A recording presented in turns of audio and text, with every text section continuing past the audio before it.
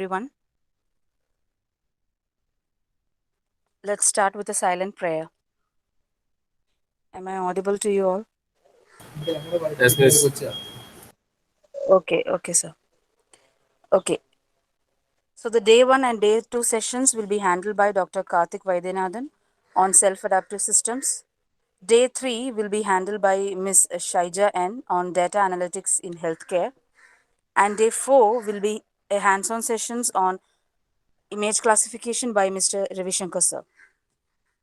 The sessions will be hosted by Department of Computer Science and Engineering of Mahaguru Institute of Technology. Mahaguru Institute of Technology was established in the year 2009 by Sri Gurudeva Charitable and Educational Trust and has been successful in producing distinct engineers over a decade. The college is approved by All India Council for Technical Education and is affiliated to APJ Abdul Kalam Technological University. Our college received the ISO certification and is also NAC accredited with B+ grade. Your active participation is important throughout the session. You can enter your queries and comments in the chat box and will be answered at the end of the session. Now I invite Professor Suma SG, HOD of Computer Science and Engineering Department to deliver the welcome address. Thank you.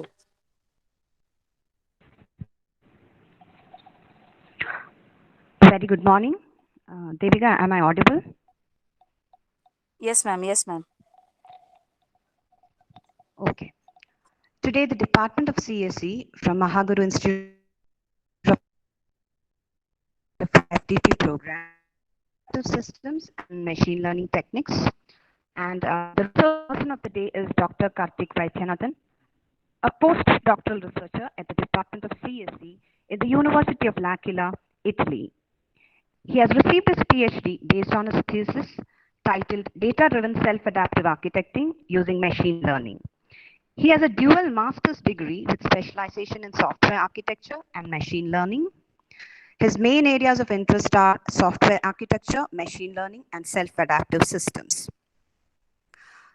On behalf of the college and the Department of Computer Science, I take this opportunity to welcome our resource person of the day, Dr. Karthik Vaidyanathan, for our session. Hearty welcome to you, sir.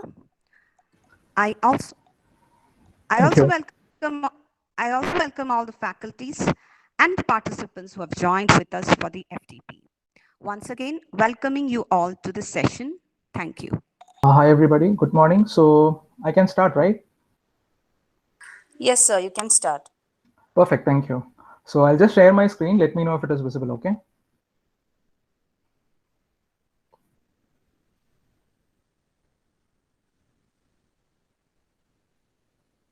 So are you able to see this screen of the Google Slides? Yes, sir. Okay, perfect. Perfect. I'll just switch off my camera because of the bandwidth issues, of course. But anyway, it's good to see you all. So once again, thank you. Thank you all for joining again. Okay, so I'm just putting this in presentation mode. At any point, if you feel that it is not visible or something, because we are all in this virtual reality. So if you feel that it is not visible, just let me know. Okay. Okay, so thank you for the wonderful introduction. So myself, Karthik Vaidyanathan. I'm a postdoctoral researcher at DISIM in University of L'Aquila in Italy. So first of all, I would like to thank Devika for inviting me. So we did our masters together, and that's how we got to know each other.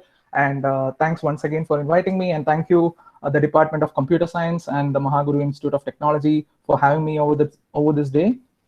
So the topic for the day 1 and day 2 will be data-driven self-adaptation using machine learning. So how I'm planning to structure this talk is that on the first day, I'll be giving a brief, insights into the theoretical foundation behind self-adaptation and how machine learning can be used in self-adaptation. In the second day, I'll be giving more into the practical aspects of how you can really use machine learning techniques and what did we do with machine learning techniques in my research. Okay, so this is going to be a virtual session, as we all know, and feel free to ask questions. Feel free to even jump in between the talk. So it's okay if you want to jump in, have a question, it will be great. And I'll be very happy if you can interact during the talk, because otherwise, that we are all behind the cameras and sometimes we tend to be bored. So please interact and it'll be wonderful. I've also planned some kind of small games so that we'll have some kind of interaction going on. So I'll hope that all of you will participate. Okay, so thank you all once again for joining. So let's go into the talk. So I have this habit of starting all my talks with some wonderful quotes. So when I got this topic, I was thinking, what can be the nice quote that I can start with? And I say this wonderful quote by Donald Knuth. I hope you know him. He is the Turing Award winner, and he has done wonderful contribution to the theoretical computer science field, especially to the design and analysis of algorithm. So what he says is very interesting. He says that he would like to see thousands of computer scientists let loose to do whatever they want.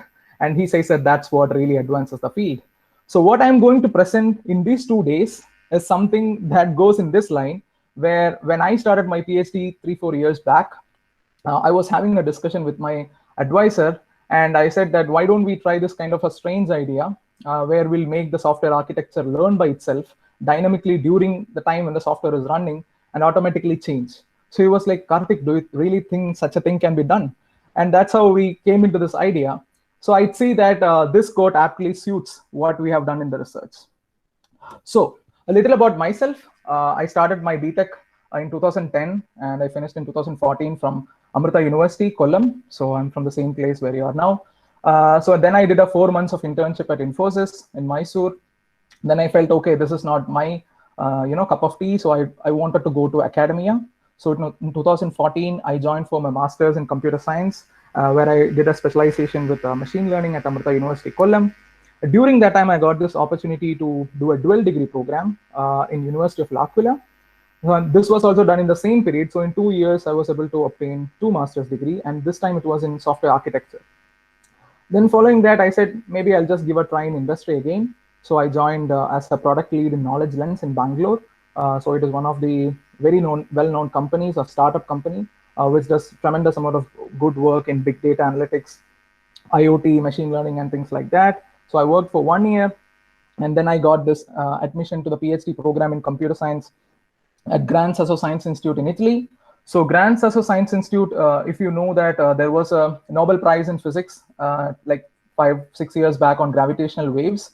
So our institute was one of the contributors in that Nobel Prize. So and then after that, I finished my PhD in 2021, and now I'm working as a postdoctoral researcher. I'm mainly working on Vasari, which is an Italian national funded project, where we try to come up with better software architecture and better software systems for visiting experience in museums in Italy. Okay, so to know more about me, a little bit of self-marketing, you can go to my website. Okay, so just to give where am I located, so I'm from this place called L'Aquila, which is in Italy. So what you see on the top is the map of Italy. It's very close to Rome. It's a very beautiful city. In fact, I would say it's a beautiful village city. And what you see below is the photo of L'Aquila. You can see there are all over mountains. It is the home of the famous Gran Sasso Mountains, which is the second highest peak in Europe, if I'm not wrong, after the Alps. So it's a very beautiful place. And in the winter, it can be extremely hot. It goes till -30 degrees Celsius and things like that. I belong to the Informatica department at UNIVAC. And so what you see in these pictures are just a glimpse of our research as well as our social activities. So we have this kind of social gatherings, we have this kind of dinners and things like that. What you see on this image on the top right is the image where we had a deployment at one of the largest museums in Italy, which is called Uffizi Gallery. It's known for the fantastic art by Michelangelo, Da Vinci, and great people like that. So we are working on a project with them. So this picture was taken from this museum. And what you see below is that we also have this kind of gatherings where we work as well as we have some kind of social meetups. So we have a meetup where we'll work parallelly. So some kind of a culture that we have brought up so that we all have a good peace of mind, not just focusing completely on research. Okay, so that's about myself and the place I come from. Currently, I'm in India, by the way, because I just came to visit my family for 2 months. So what you see in this slide is the research overview. So if you see my research or the topic that I'll be presenting in these 2 days, it's a culmination of multiple topics and it is spread across different topics. And if I have to point out, I can say it is this intersection of different fields of data science, machine learning, self-adaptation, and software architectures. So if you go to this intersection point in this Venn diagram, you will get this topic of data-driven self-adaptive architecting using machine learning.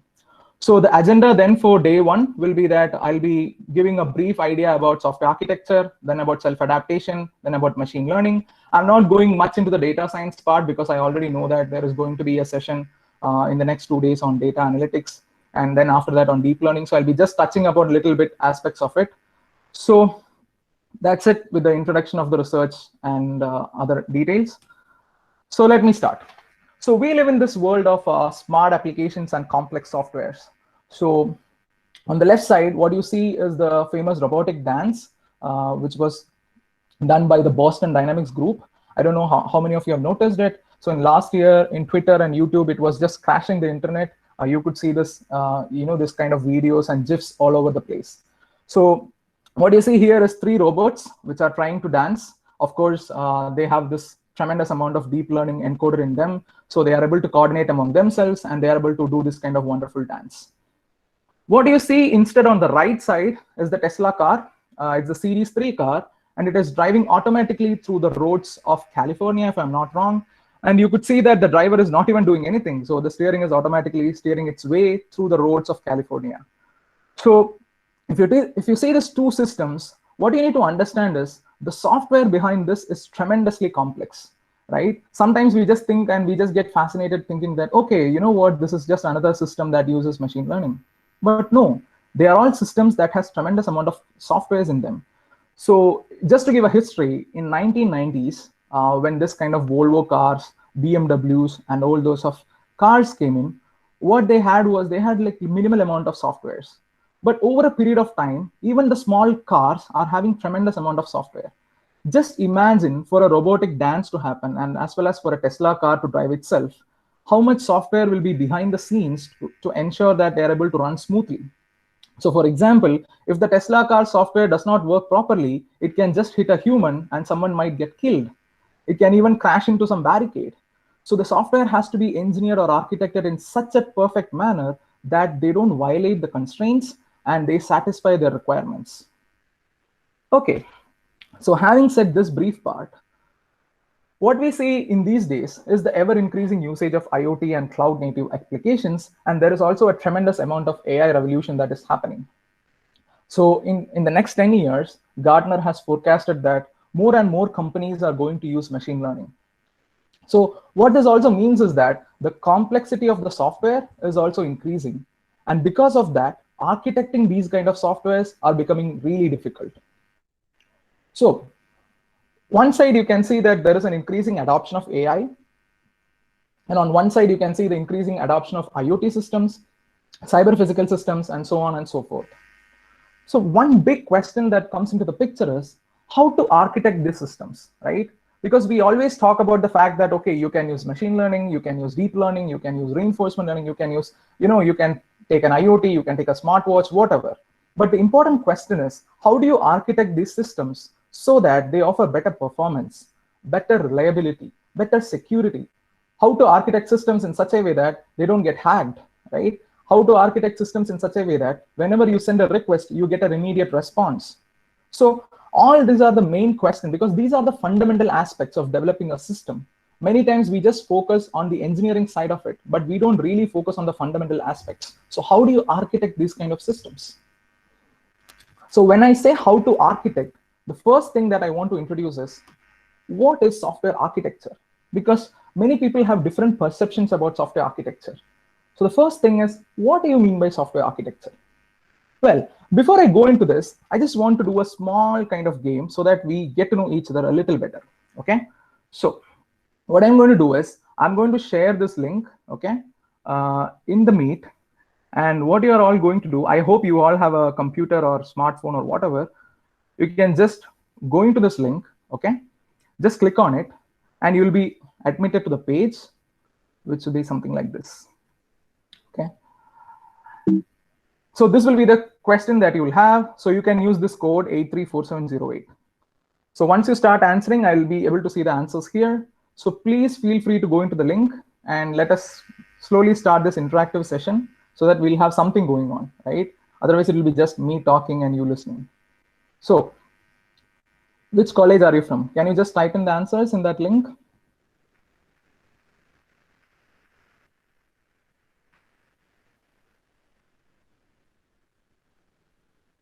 Eight, 3, 2, 1.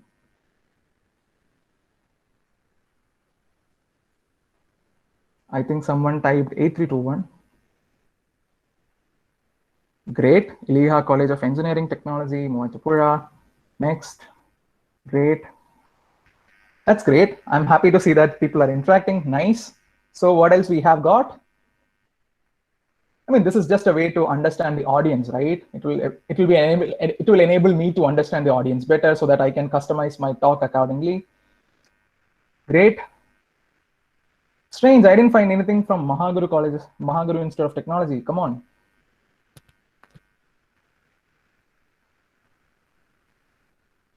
Perfect. Thank you. Great.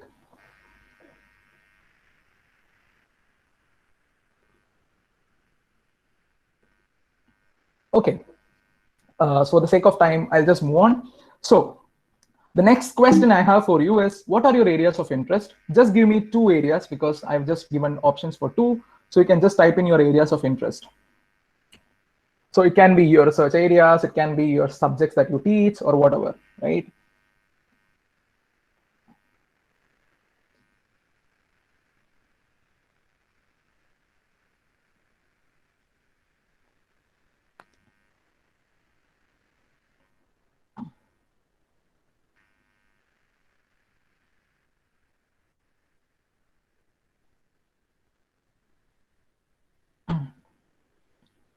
I'm still waiting for answers, I guess.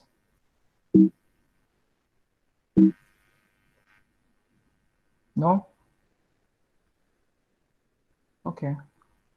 Perfect. Okay, I'm saying IoT, cryptography, that's wonderful. Deep learning, wow. Classification, okay, cool. Cool. Okay. What else we have got? So no one from algorithms or something like that. Software engineering, maybe.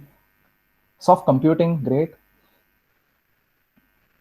Okay, so we have all the related fields of machine learning, deep learning, classification, soft computing, awesome. Then we have a security from cryptography. Then we have IoT, artificial intelligence, great. Cybersecurity, wow, okay.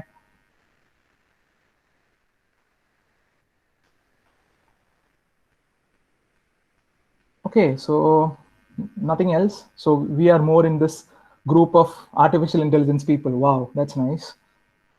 And we have people who are interested in security, and there will be a little bit of things for IoT. So my talk will be more around this AI side, and there will be a little bit of IoT as well. Cybersecurity, maybe I'm not touching much, but whatever I'm saying is applicable to security side as well. Okay, so I think maybe I'll stop this for a moment and I'll go back to my presentation. Great. So if you have, if you still feel not shy, you can just come in and type your areas of interest, and you can see a wonderful word cloud getting generated dynamically here. Okay, so let me then go to my presentation, which is here. Perfect. Okay, so the biggest question then we have is, what is software architecture, right? So before I say what is software architecture from a proper theoretical, background, let me give an analogy, right? Because analogy is something that enables us to understand everything in an easy way and an intuitive way. So what do you do if you want to build a house, right? So currently I'm building a house in my place. So the first thing that you do is you will have a set of needs or requirements saying that, okay, I have a small set of land, and the land is maybe 5 cents or 6 cents or whatever. And you will say that I need a 3-bedroom house. It should have attached bathrooms or maybe a living room and all those details. Now what you do, you go and meet civil engineer, right? You might meet one civil engineer, or you might meet an architect. You might even consider meeting multiple people to understand how they work, right? So second step that you do is you will meet a civil engineer or an architect, and you list your requirements. Then what happens is that the civil engineer or architect comes up with a building plan with different views, right? So for example, what you see below is a 2D detailed plan, and the other side is the 3D view of the plan. So these are 2 different views that enables you to understand in different way. So for example, with the first plan, you can understand how your room is going to be spaced, what will be the area that will be used, and details like that. The second image will give you a 3D view, which will enable you to understand how the room is going to look like, so that you could decide if you want to make any changes or not. Okay. So once you're convinced with the plan, right? So this is very important. Once you're convinced with the plan, you start the construction. And this is very important because of the primary reason that if you want to change the plan when the construction is going on, okay, once you have set the base of the house, it's going to be very difficult. I mean, it's not even possible, right? You might have to break down the entire house, right? So this is exactly what is software architecture, right? So the software architecting process will be initially like this, right? So you'll have to build a software. You have to come up with a set of requirements, right? And you come up with a plan to say that, okay, this is how I'm going to implement the system, or this is how I'm going to build the system. So once you finalize on that, most of the times you don't want to go back, right? Or even if you're going in the traditional world of agile methodology or whatever, you have at least an initial plan to start with, right? So you'd have a base to start with. So if the base goes wrong and the entire thing goes wrong, so then that's why architecture is such an important thing. So now if you go into the more details of where a software architecture stands, the first thing is you list the requirements, right? So you say that, okay, I want to build a system which will have this kind of set of functionalities. Now the requirements then drives the software architecture. Based on the requirements, you say that, okay, what kind of components you should have in your system so that you will be able to satisfy all the requirements. Now, once you have planned the architecture, so if you're in a company, this will be done by a group of people who are the core architects of the company, right? So they come up with the software architecture.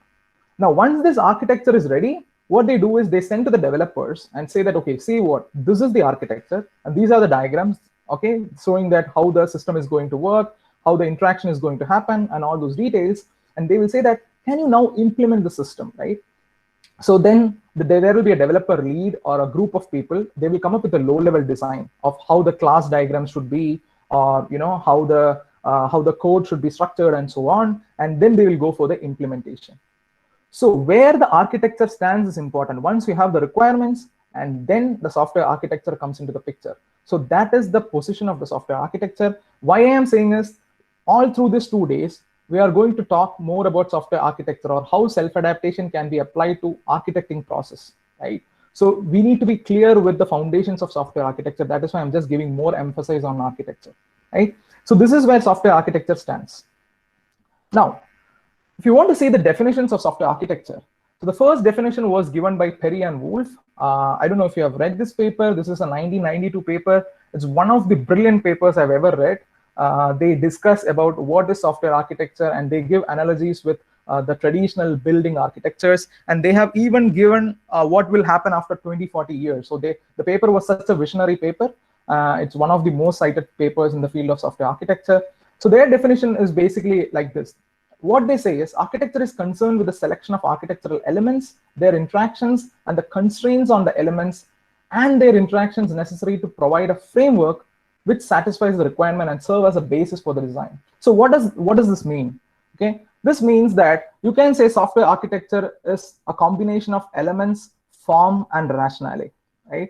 So what do you mean by elements? Elements are nothing but the components that has to be there in a software architecture, or the components that has to be there in a software system, right? So form is about how the elements are going to interact with each other. What will be the relationship between the elements, right? And the rationale will be more about what is the decision that you have to take in order to design a particular component in a particular way. Okay, this will become more clear when I'm going to show an example in the next slides, okay?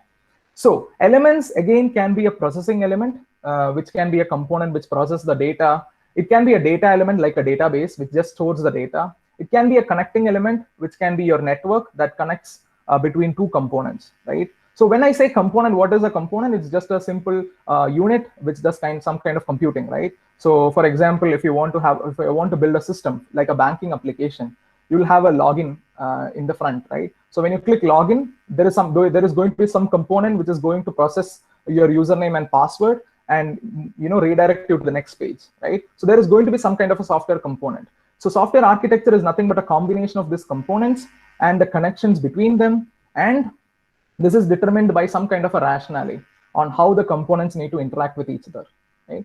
So this was the 1992 definition, and in 1993, Professor David Garland and Mary Shaw, they are another phenomenal people from Carnegie Mellon University. they came up with another beautiful definition. They say that, okay, in a simplified way, software architecture is nothing but a set of components and connectors, right? So there is going to be some kind of software components, and then the software components are connected to be each other using some kind of network or different kind of connectors. So these are the basic fundamental definition of software architecture. Now, why this is important? So the first thing that I'm going to say is, how do we come up with a software architecture? So for this, I've created a small example scenario because I thought that sometimes to give a initial idea in a very clear way, it is better to come up with an example, right? So the example is like this. We have to develop an e-commerce application with the following set of features, right?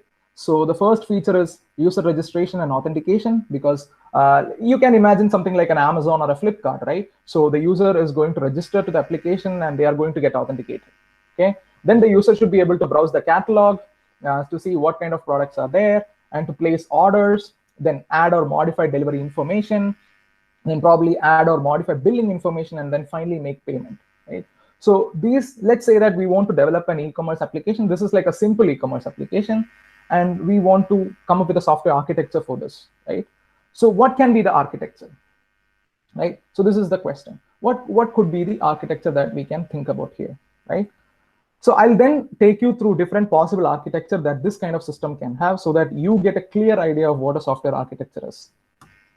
So before we go into the software architecture, what I always say is, let us first get the requirements right, correct? So when you come to the requirements, in any domain in software systems, there are two different types of requirements. One is a functional requirements and another is a non-functional requirements. So the functional requirements is more about the behavioral aspects of the system, right? So it's more like what the system should provide as functionalities to the users using the system, right? So the first thing that we want to have here is that the system shall allow users to register and authenticate, right? The second is system shall provide users with a product catalog. The system shall allow users to order products, so on and so forth. Then we have non-functional requirements, which will be more about the operational aspects of the system. So this is like the system should be 99.99% available, which means that every day the system can have a downtime of maximum 8.64 seconds. So just to give a perspective, recently I was in this discussion with one of the big companies in the semiconductor field, and the architect was telling me that in their company, the downtime is 99.99999%, which is like 5 nines, which means that per day, the downtime can be just some microseconds, and that's it. Because if you have a downtime of more than that, the people who are going to use, the system for some kind of production activities can, have the entire system go down, and it could cost billions of dollars as loss for them, right?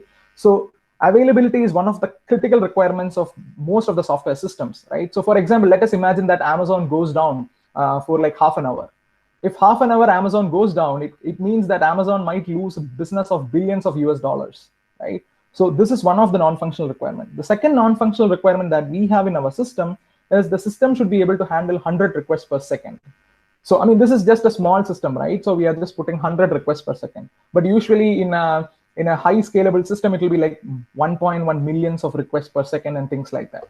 So these are the functional requirements and non-functional requirements. And now we are going to see how we can build a software architecture, right?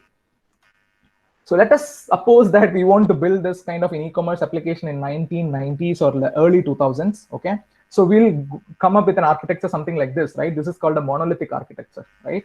So what we do is, we'll say that, okay, it's very simple. Let us define a user interface using some HTML, CSS, and JavaScript, right? So you build the user interface. Then let us write a Java or a .NET application, which will have multiple components like user manager. So these are the components, right? So you can have something like user manager, catalog manager, order manager, and payment manager.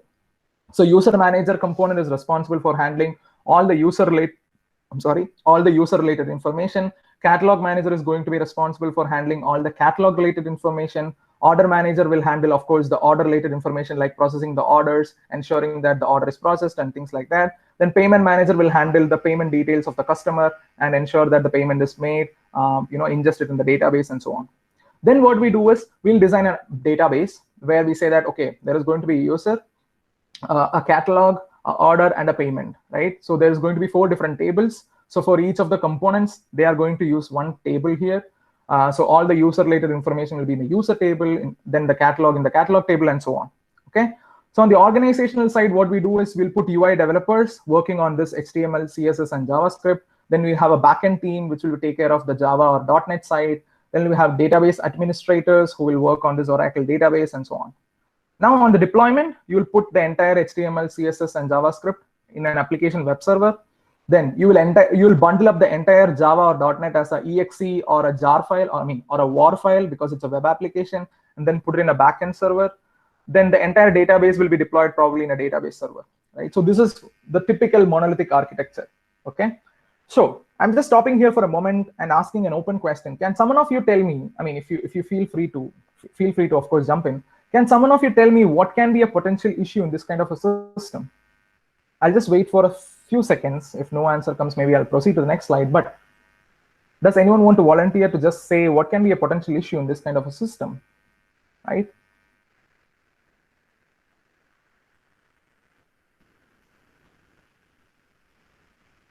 Okay, so I don't see any interaction. So maybe I'll go to the next slide.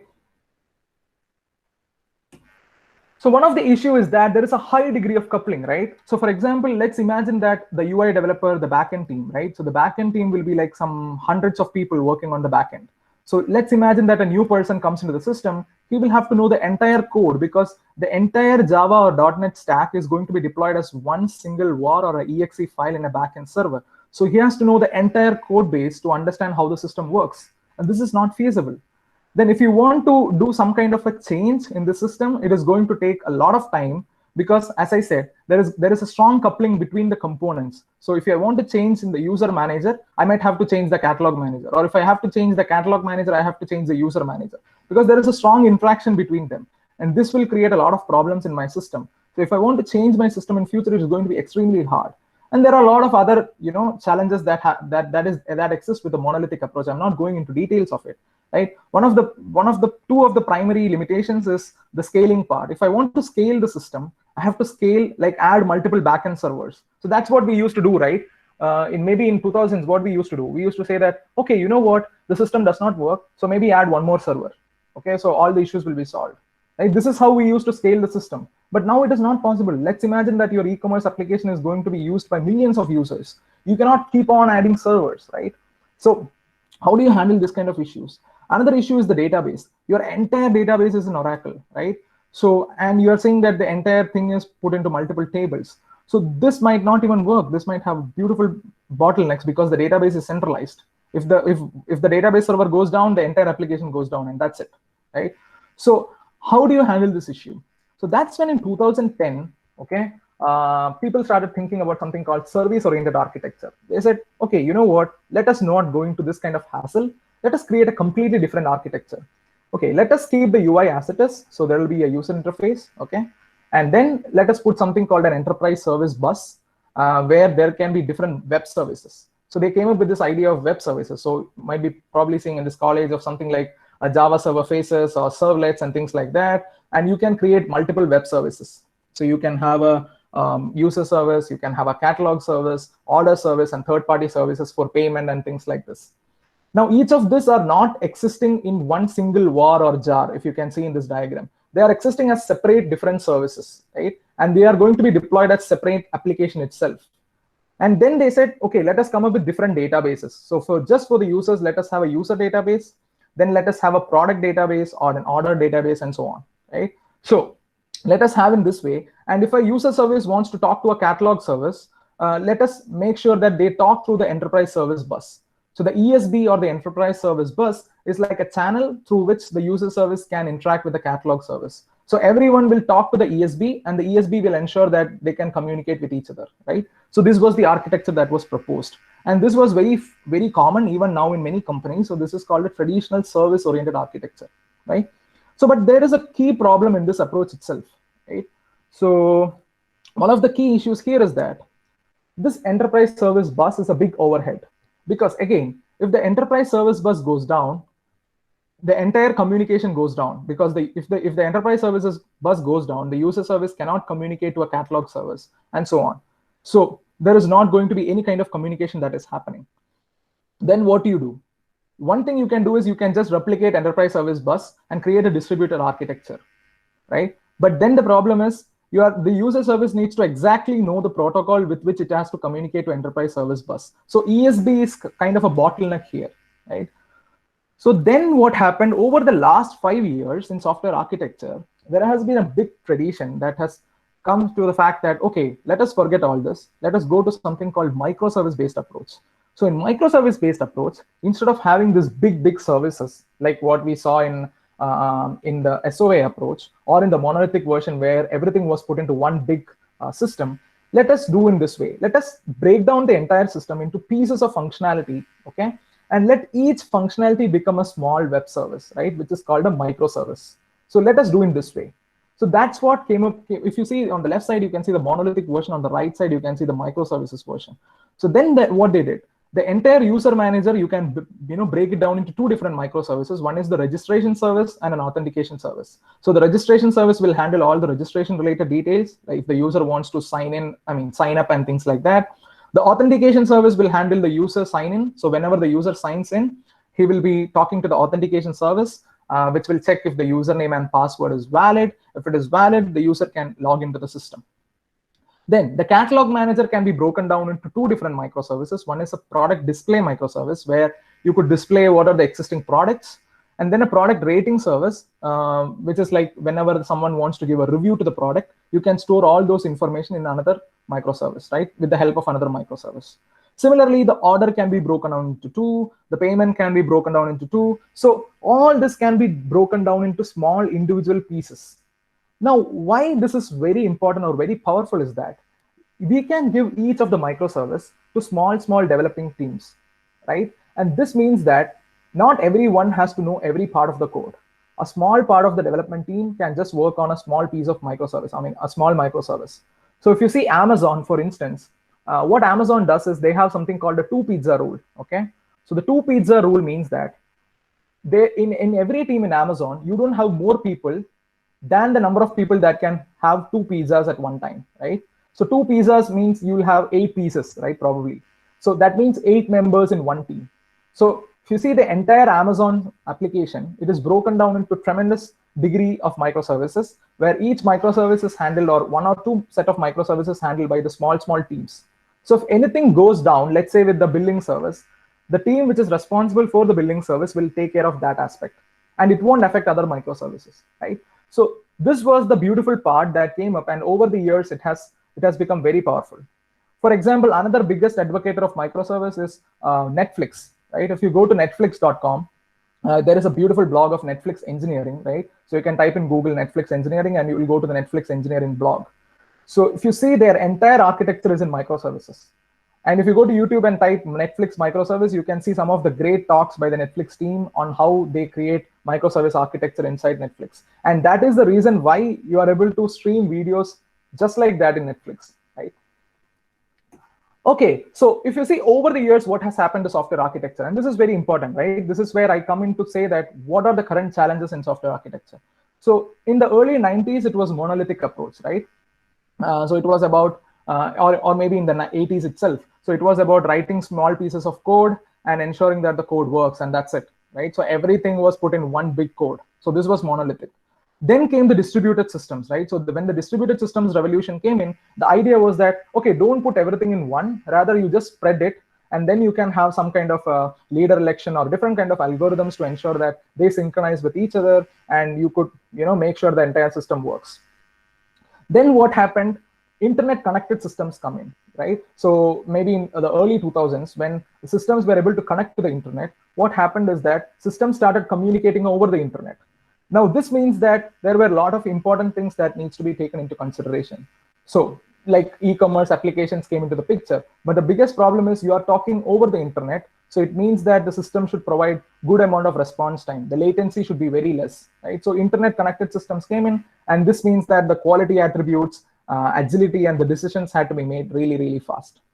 Then came the internet native application. So this happened with the emergence of cloud computing, right? So all the applications are deployed in the cloud, and you could just go and talk to the applications in the cloud. And you can just, if you want to build an app today, all you have to do is to just go to Google Cloud or AWS or Azure and just build an application, and that's it. You can just deploy everything there. You don't even have to have a server by yourself. Just have to pay for what you use, correct? So then came internet native application. But with internet native application, the challenges that came in was, how do you ensure that the systems evolve over a period of time? Then the sustainability part, because I don't know if you know this, most of the cloud providers have their servers in coldest countries like Antarctica or the Greenlands and things like that. And this means that they consume a lot of power, okay, and they are going to affect the nature itself. So how do you create applications which don't burn the energy or which are more sustainable to the environment? So this came as a big challenge. Now, in the current era, we are in this era of intelligent connected systems, where the systems are not just in internet, the systems are not just in cloud, but they are really intelligent, like the artificial intelligence systems.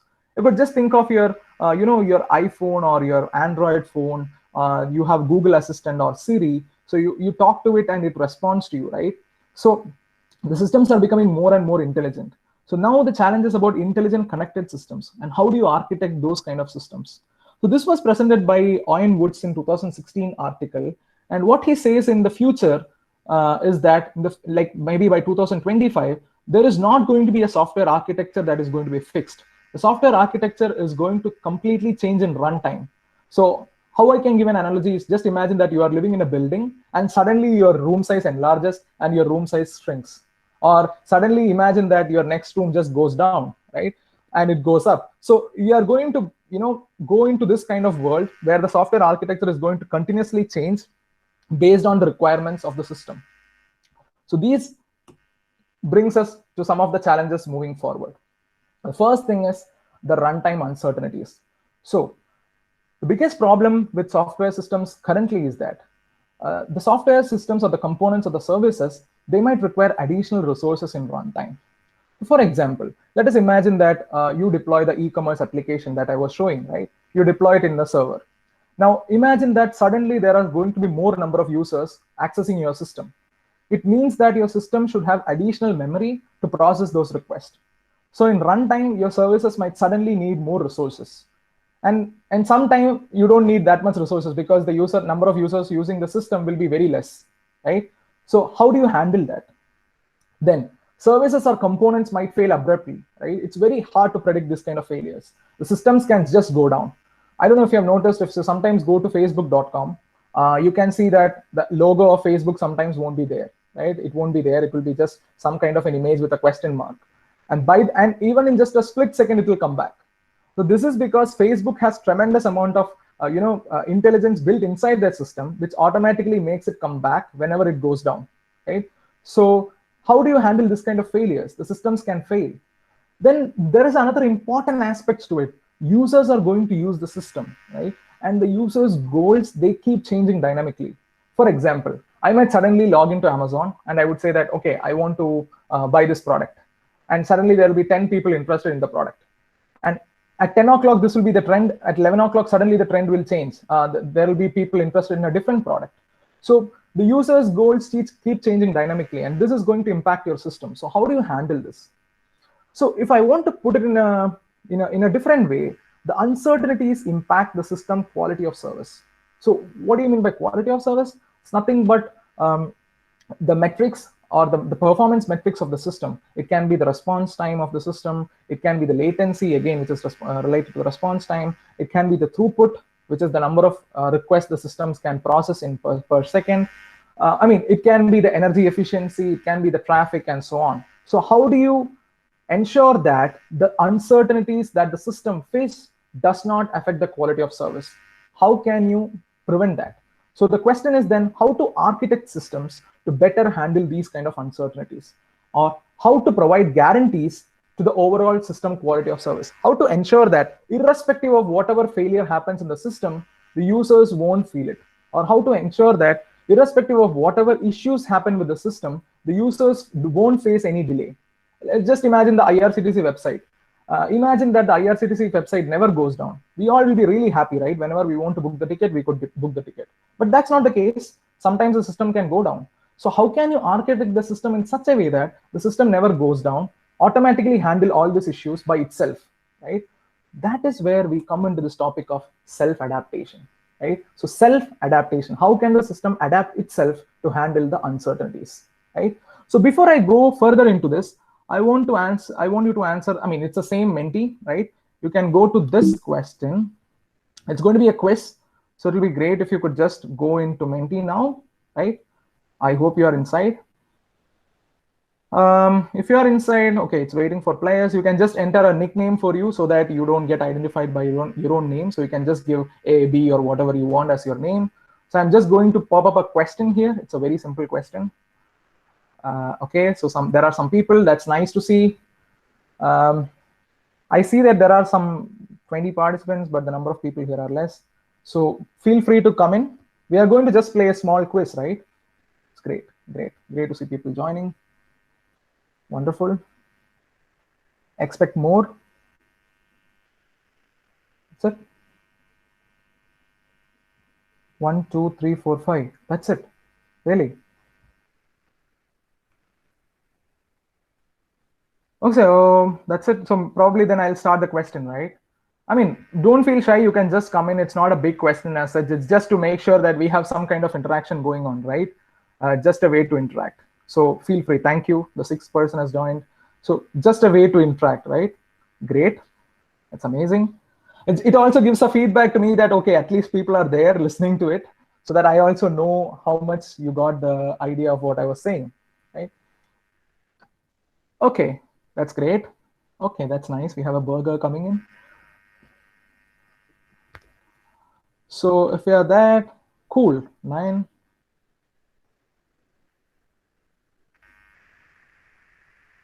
That's it, maybe. More? We can make it 10. Come on, guys. Just one more person. You can just join. I mean, it's not a big deal. You can just come in, just give a nickname, and no one will know who you are. Just have to give a nickname and just come in. That's it. You can even join from your mobile. It's not difficult. You can just go open your browser and just copy this link and you'll be inside. Great, great. That's great. 11. Okay. So, okay, then I hope that no more are joining for the sake of time. So I'm just going to the first question just to ensure that we have things right. And then I'll go back to the presentation. So I'll just come in between for the questions just to ensure that we know what we are talking about, right? Okay, so I'm going to start. Okay, so this is the question. What is quality of service according to you, right? You can just type in the answer here. So you have 56 seconds. You can just select one of the option, right? Just to ensure that we are on the same track. Because quality of service is perceived by different people in a different way, right? So I just want to ensure that we are on the same track so that going forward, I could use this definition and to recall it, right? So what is quality of service? Quick answers. I see 6 people have given the answers. I mean, even if it is wrong, come on. I mean, no one will know who you are anyway. So, I mean, don't feel shy or anything. Just you can just give in whatever answer you want. But it's important we participate so that it will be an interactive session. You won't feel bored and I won't feel bored, right? Okay, we have 9 people participated. We have 2 more who are going to answer now. I think now, 3, 2, 1. Okay, time's up. Great. So 6 people have given the right answer. That's great. So it's a quantitative measure of the overall performance of a service, right? So it's not just the quality. I mean, you can say in some sense, I think one person has said that it is a quality of the system perceived by the user. Not always. It's just one aspect of quality of service. It is a measure of the response time of the system. Okay, it is true, but it is just one part of quality of service, because quality of service is not just about response time, or it is not just about the quality perceived by the user. It is any quantitative measure of the overall performance of a service. It can be response time, it can be the throughput, as I said, it can be utilization, it can be energy efficiency, or whatever. Whatever it is a quantitative measure of the overall performance of a service or a component of a system, right? So that is the definition. That's great. I'm very happy that most of you got it right. I mean, even the 2 people who felt it would have been wrong, it is not wrong. It is true, but just that the first one gives a more clear definition, right? So thank you all. So I'm very happy that you all got this concept. So we're going to the next thing is self-adaptation, right? By the way, if you have any questions, feel free to unmute yourself and just break in, right? So that I could just answer. Okay, so we are going to see what is self-adaptation then. Great. So if I want to give an overview of the self-adaptive systems, in 1968, right? Of course, I was not born, but in 1968, there was this conference of NATO Software Engineering Conference. It is one of the well-known conference in the community. So in that conference, all the legendary people attended the conference because that was the time software engineering was just coming into existence, right? So there was a term that was coined. It is called software crisis. Right? So what is software crisis? Software crisis is nothing but the problem that the softwares can fail, or the software can abruptly crash, or the software needs to handle errors and things like that. So they said that there is something called a software crisis or a looming software crisis that is coming in. By the time in 1968, they were able to identify that in future softwares might face this, right? And what happened is over the years, the responsibility of software failures or issues were given on the architects or on the developers or on the managers and so on, right? And just to give an example, when I was working in Infosys, there was this incident that, Infosys have this application called Finacle. And they were saying that it seems that one of the testers failed to identify a bug in the system, and it resulted in 1 crore loss to the bank because Infosys produces systems for most of the banking softwares. So it was a big problem because, and then they had to, blacklist the employee who is the test lead. So whoever was the test lead, he was given the responsibility of the failure, right? And this was becoming more and more common. So what happens is, as the complexity of the software has increased, there has been sudden failures of the system. There has been, there is also a pervasive nature, because the system is not just a small software, right? Maybe you can think about the smartwatch or the smartphones. The system is everywhere. It is a pervasive in nature. And there is a lot of uncertainties from the environment. I mean, the environment means the place in which the system is deployed, right? Sometimes the server might not have enough memory, and due to this, the system or the software which is deployed in the server might not work. So most of these issues needs to be handled. So then this question started coming up maybe in the last 2 decades or so, is why don't we architect systems with abilities to autonomously adapt to uncertainties, right? So what I was discussing in the previous slides, how can we give the systems the ability to automatically adjust so that they are able to handle the uncertainties and automatically go through the phase such that the system does not fail, or the system does not encounter a crash, or the system does not go into an error state, and so on. Okay? So this was the question. By the way, I mean, there is a link below. This link, if you go, you can see the 1968 report on the 1968 NATO conference, right? Okay. So, but before that, I want to give an intuitive idea of what a self-adaptive system is, right? So this is like a funny GIF. Just imagine that there is a man walking on the rain, right? He's just walking on the rain. The biggest question is, what if he had an umbrella, right? This poor guy does not have an umbrella and he's walking through the rain and it's just all wet, right? But what if the guy had an umbrella? He could just use it, right? So then the thing is, if a person has an umbrella while walking through the rain, he can just take in the umbrella and protect himself, right? So this is the basic intuition of what a self-adaptive system is. So similarly, what if softwares have the ability to autonomously adapt just like humans?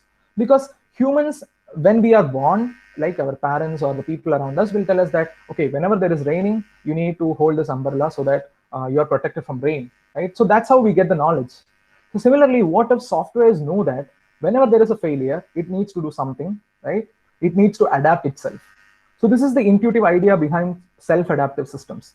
So how can we give systems such kind of intelligence so that they are able to autonomously adapt to different situations, to different uncertainties, to different problems, just like how human beings do?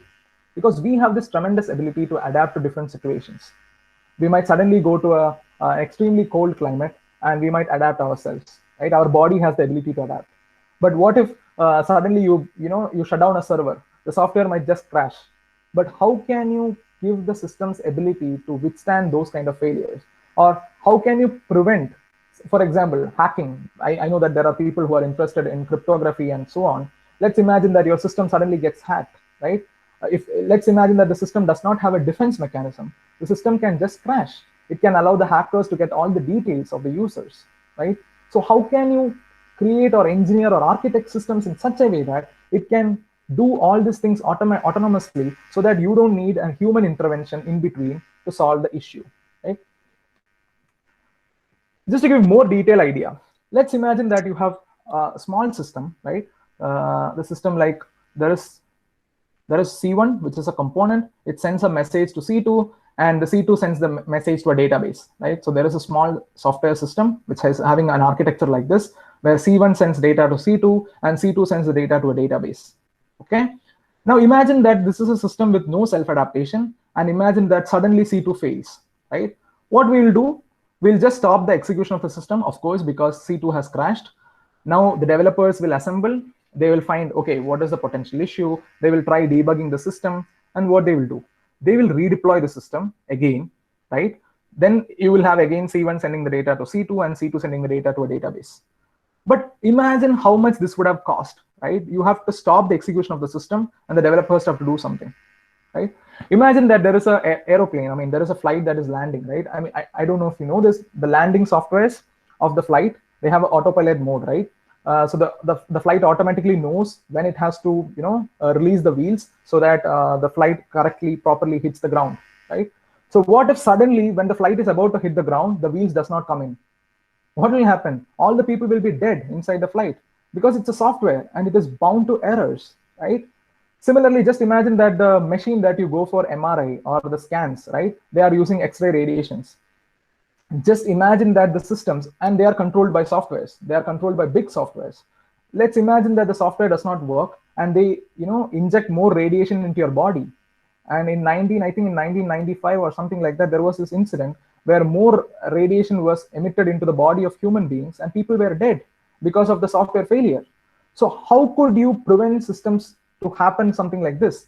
Maybe if it is an e-commerce application, you can afford to stop the system and have the developers to re-engineer system. But what if it is a mission critical system, where the system is accomplishing an important mission, like a flight or a rocket or something like, healthcare system, where you cannot stop the system? How can you enable the system to autonomously adapt so that these kind of things does not happen, right? So with self-adaptation, what happens? Again, C1 sending data to C2, sending data to database, C2 fails.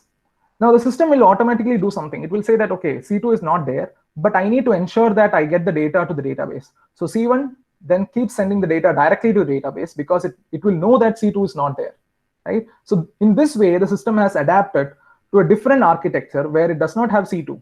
It directly sends the data to the database. And after some time, when C2 is available, it can bring C2 back. So this, what you see below, is called self-adaptation, which is the ability of the system to autonomously adapt itself with minimal, okay, there can be human intervention, but minimal human intervention, so that it is able to handle the uncertainties by itself, right? So this is the intuitive idea. Okay, I hope it is clear, because if it is not clear, please feel free to stop me and ask questions here itself, so that going forward, because this is a fundamental thing that we need, and we need to be clear with this idea so that I can go forward, right? So if I'm just stopping for a few seconds, if you have any questions, feel free to jump in, right?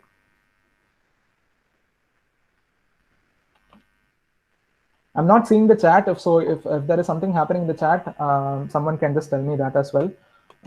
So if there is any question, if not, then I'll continue, right? Okay, so that means that I'm going to continue. Anyway. Okay, so the idea is this. So without self-adaptation, if there is a failure, the system won't know what to do. And you might have to need developers to re-engineer the system, stop the execution, and do something. And this is not possible in most of the systems, most of the softwares that we are using today, right? So for example, in flight systems, right, they have, everything is doubled, right? So there are two types of wheel releases, there are two types of flaps, there are two types of wing release. All this, every system has a backup, so that even if one thing fails, the other system comes up. So that's how they are encountering it, right? So there are different ways to do it. Maybe in a rocket system, they will have the same component replicated 2 or 3 times, so that even if one fails, the other can operate. So this is self-adaptation. The system autonomously knows that there is a problem, and it adapts itself, right? So that was the intuitive idea. Just to go into the definition, there was this definition on Frank, and what they gave in 2009. So just to give the idea of the definition is that it is the capability of the system to adjust its behavior in response to the environment, right? So that is the biggest thing, because the environment can be anything. The environment can be the person using the system. The environment can be the place where the system is deployed. The environment can be the real environment in the case of an IoT sensor if it is deployed outside, right? So anything can be an environment. So important part you need to notice, the self prefix indicates that the system autonomously decide, right? That is with minimal or no interference, how to adapt or organize themselves so that they can accommodate changes in their context and environments. So this is one of the fundamental definitions of self-adaptive systems. Another definition is again something on the similar lines, where Yuri says that self-adaptive software can evaluate and change its own behavior whenever the evaluation shows that the software is not accomplishing what it was intended to do, or when the better functionality or performance may be possible.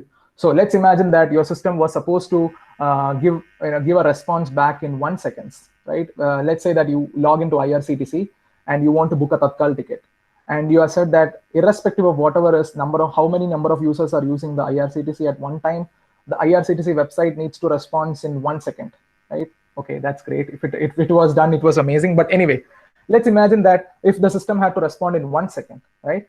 And if the system does not respond in 1 second, then what self-adaptive system means is that it will autonomously adjust the behavior of the system such that it will still be able to guarantee a response in 1 second. So this ability, without any developer working on it, it's called a self-adaptive system, right? So the systems can autonomously decide or switch its behavior such that it does not compromise based on any uncertainties, right? Okay, so then going to the conceptual, maybe after 2 minutes or 5 minutes, I'll stop for 5-6 minutes of break because it's 2-hour session. So maybe we can have a small break. But anyway, so if you want to see a conceptual model of a self-adaptive system, it looks like this, right? So there is going to be multiple components here. I'll explain one by one. There is something called adaptation goals. There is something called managing system. There is a managed system and an environment, okay? So what I mean by managed system is the system that is running, which is the software which is currently running. This can be an IRCTC software, or it can be an Amazon software, or whatever. This is called a managed system. So any running software system is called a managed system, okay?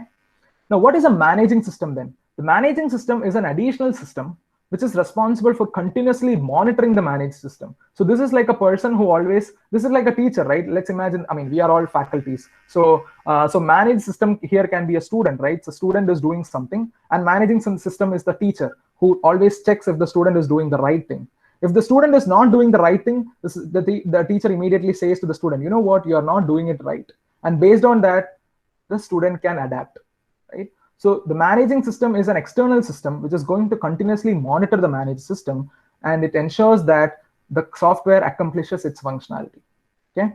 Now, what will the managing system do? It will have something called an adaptation goal, right?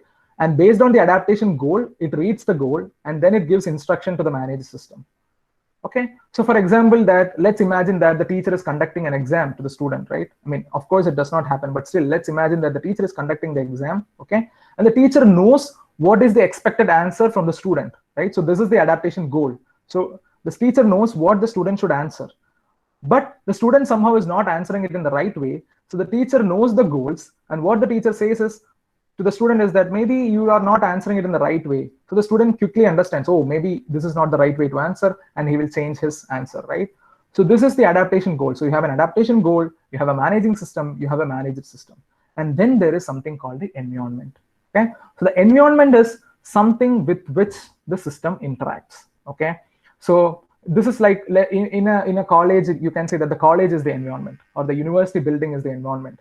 So there is a student inside the university, and in a classroom, and the student is supervised by a teacher, and the teacher becomes the managing system, the student is the managed system, and the environment is everything external, which is the college or the university in which the student is there, right? So why environment is important? Because the software is going to be deployed in a server, right? And the server can have its own problems, it can have its own issues. So the environment needs to be continuously monitored to ensure that it does not impact the system, okay? And this is what is done by managing system. So the managing system continuously monitors the environment, it continuously monitors the managed system, and it ensures that the system satisfies all the properties that it has to satisfy, okay? So this is basically a conceptual model of a self-adaptive system. Okay? So I've already explained, but just to give a brief, environment is anything that is not under the control of the software, but whose outcome can impact the software. So that's what I said, a server or a place in which the software is deployed, or the place in which a sensor is placed in an IoT system and so on. Then there is a managed system, which represents the running software. So it is just the application code that implements the functionality. So any software system like an IoT system, a banking application, or an e-commerce application is a managed system. Then there is an adaptation goal. So adaptation goal, if I have to go by the definition, it's a concerns of managing system over the managed system. So where the managed system, which is this one, will have a certain goals that it has to satisfy. And if it does not satisfy, the managing system ensures that these goals are satisfied. So what can be the goals? The goals, as I was saying about the IRCTC, can be like the response time should be less than 0.8 seconds, or the throughput should be that the system should be able to process at least 100 requests per second. So this will be the adaptation goal. And if there is any goal violation, immediately this managing system will adapt the managed system such that the software is still able to work properly, right? Then finally, we have the managing system. As I said, it is responsible for managing the managed system, and it performs continuously, monitors the system, and it adapts, right? Okay, so what a simple adaptation that we can do in the case of IRCTC is whenever the response time goes above a 0.8 second or a 1 second, we can simply add one more server so that the system is able to satisfy the requirements, right? So this can be a simple adaptation. So this is what the managing system does. Okay, so before I go further, maybe, I don't know, I mean, I might have to ask the organizers, should we stop for 5 minutes for a break, or shall I continue? What do you suggest?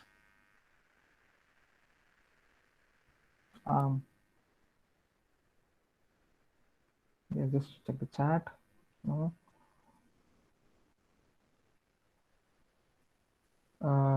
Devika, you still there?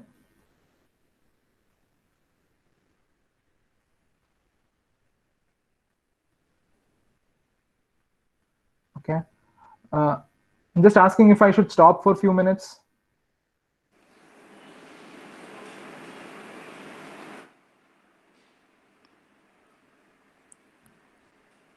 Okay, sir, we can stop for 5 minutes, sir. Can we take Perfect. a 5-minute break? Perfect. That'll be wonderful. Okay, perfect. Okay, sir. Great. So we'll be back in 5 minutes, yeah?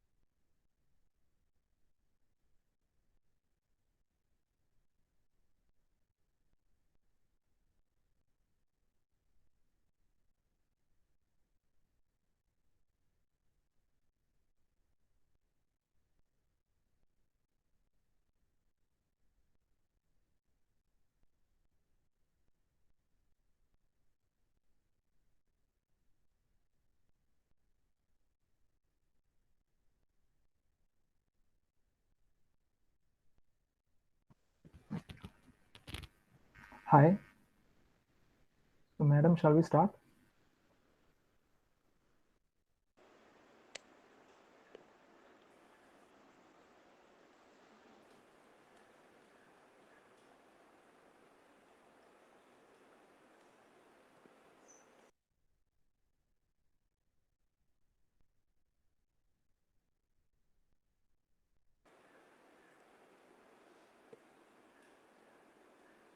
Karthik sir, shall we resume the session? Yeah. I was just waiting. Okay, perfect. Great. Okay, sir. Thank you. Thank you, ma'am. Yeah. Okay, so we'll just go back to sharing the screen. I'm here. Okay. Okay, I'm still, I mean, the screen is visible, I guess, right? Yes, it's visible. Perfect. Thank you. Okay, so we just saw what is self-adaptation so far. And now I'm going to show you some of the reference approaches that we can use to implement self-adaptive systems. So this will allow you to understand the basic crux of how self-adaptive systems can be implemented. And tomorrow in the lecture, what I'm planning to do is I'll be showing more detail in depth about how we have used this kind of approaches to implement a self-adaptive system for IoT system. Okay, so we'll go into that. But before that, maybe I was thinking that we could do a small quiz again. So it's time for the Mentimeter. So I hope you are joining in this. So let's do a small quiz just to ensure that we are there. I think. Okay, so that's question 2 of 5. Okay, I see already 3 people are there. That's nice. If more people are joining, I mean, we can see the count here. Okay, that's great. 4. Do we have more? 5. Great. I see there are 33 participants. So please feel free to join. I mean, you could still join with the link that I've given in the meet, and you could just log in and just give a nickname. You don't have to reveal your original name. You can just say ABCD or something. You can just come in and just give something here. But it's nice to be interactive so that the session, stays alive. Okay, so there are 6 people, not more, I guess. 7, that's great. I'll wait for a few more seconds so that, yeah, great. 8. Last time it was 10 or 11, so at least we should have 11 probably. 8, that's it. 9, thank you. Okay, so I'll go to the question 2 then. I hope no more are joining for this question then. Let's go. Okay, so this is the question, right? The question will come, what according to you is self-adaptation, right? This is the question. So I have options. So is it the ability of the system to autonomously adapt to uncertainties, or is it a mechanism that allows developers to redeploy the system in the event of uncertainties, or is it the ability of the system to evolve to a larger system? So what do you think is self-adaptation, right? Because these are things, like quality of service, self-adaptation, these are fundamental aspects. If this is clear, then whatever I say next will be easily understandable, right? So I just wanted to ensure that we are all in sync before I start to the next section, right? Okay, so 6 people have answered, 7 have answered. You have still 23 seconds. I mean, it's just a click, so it hardly takes 1 second to give an answer. Great. 7, 6, 5, 4, 3, 2, 1. Okay, so we have 8 responses. Great, that's amazing. That's amazing. Thank you. So this means that everyone are clear with the topic. So probably I should stop the presentation. But yeah, that's great. So I'm very happy that all of you got it. So having said that, let's go to the next slide. So thank you once again. That's a great answer. So it's again, just to clarify that it is not some technique that allows developers to redeploy the system, because the definition of self-adaptive system says that it should be able to do it autonomously. And then the ability of the system to evolve to a larger system, that deals with evolution of software systems. It is not self-adaptation. It is more like an evolution, right? So the correct answer is ability of systems to autonomously adapt to uncertainties. That's great.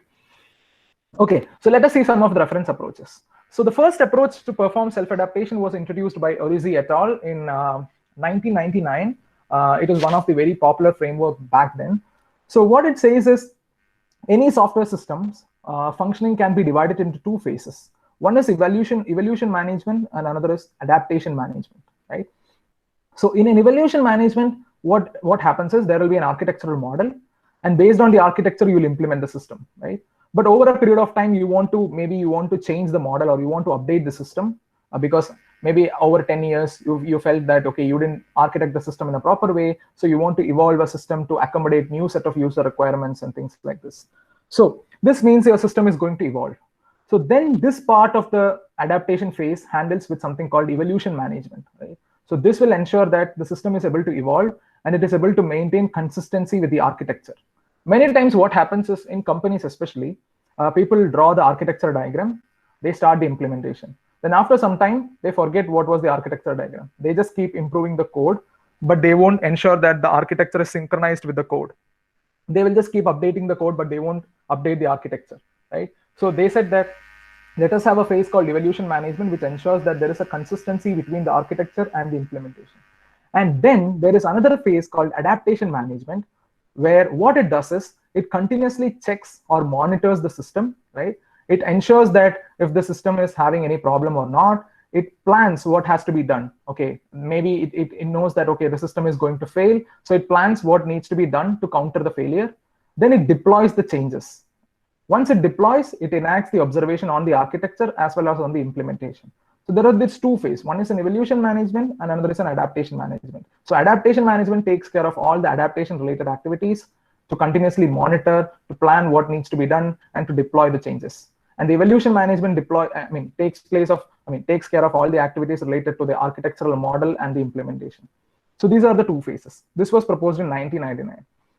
Then came the MAPE-K framework, which is one of the most famous frameworks in self-adaptation community, which was proposed by IBM, especially Kefart and Jeff Kefart and David M. Chess. So they came up with this approach in 2003, and they were working in IBM at that time.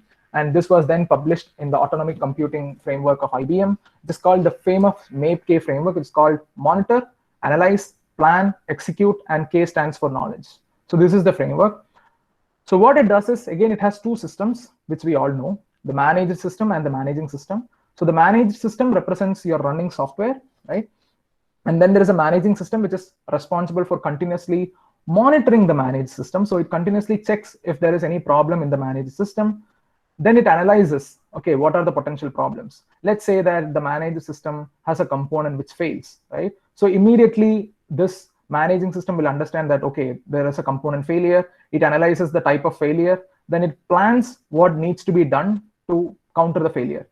So if you remember the example that I was showing, there was a C1 component sending data to C2, and the C2 was sending data to the database. So imagine that it was a self-adaptive system. The managing system, whenever the C2 component fails, will know that C2 has failed. It will analyze what type of failure it is.